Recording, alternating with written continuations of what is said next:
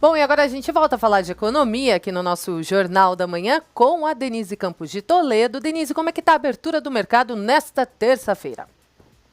Olha, Kalina, nós temos um movimento desigual das bolsas de valores do exterior, nós temos bolsas em alta, bolsas em queda. A Europa teve uma abertura mais positiva, agora pontualmente vai registrando queda em algumas bolsas, especialmente da França, porque tem questões locais também sendo colocadas, a dificuldade das várias economias, porque nós trabalhamos hoje com projeções bastante negativas quanto ao desempenho que as economias possam ter, especialmente nesse segundo trimestre que inicia agora. Nós estamos na virada de mês e alguns dados mostram, no caso da economia brasileira, que a gente já não vinha muito bem.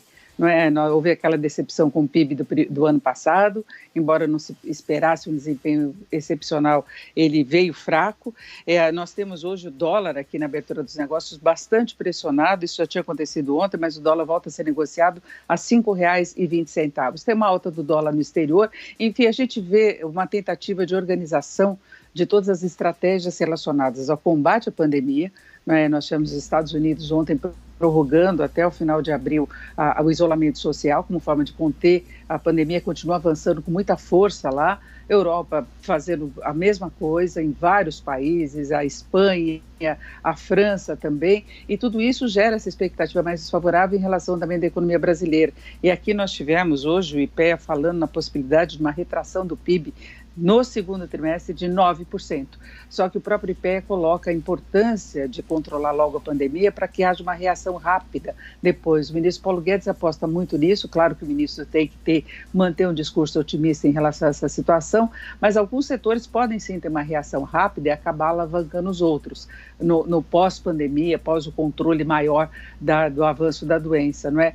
Agora, é fundamental essa questão de mercado de trabalho que tem sido muito ressaltada pelo presidente, eu acho que de uma forma equivocada, não é jogar as pessoas no trabalho agora, sem um controle efetivo, sem o Brasil ter condições de fazer exames de uma forma muito mais intensa para detectar exatamente quem está contaminado e tentar isolar essas pessoas para evitar danos maiores, porque os trabalhadores têm de ter condição de saúde para trabalhar.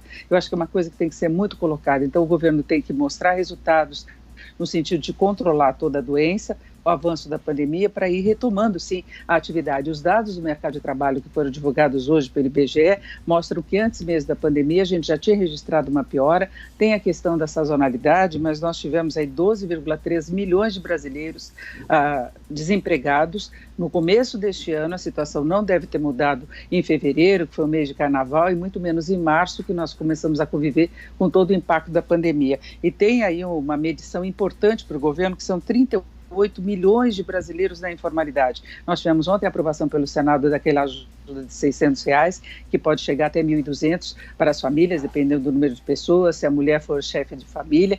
Então, já seria um passo inicial, é colocar esse dinheiro em circulação o mais rápido possível, ou outros programas sociais como a Bolsa Família, para minimizar o impacto do ponto de vista aquisitivo, de condição de subsistência da população, para isso alavancar um desempenho melhor de consumo dentro dessa situação de isolamento social. Agora, as projeções são essas, de um segundo trimestre muito ruim, a gente não sabe até onde vai o isolamento social e a condição de controle da pandemia, e depois é a condição de retomada que já deve começar a ser trabalhada em meio a essas medidas todas de apoio à população e às empresas. Então é isso que está colocado, o mercado financeiro fica nesse vai e vem, acompanhando todo esse noticiário, Kalina.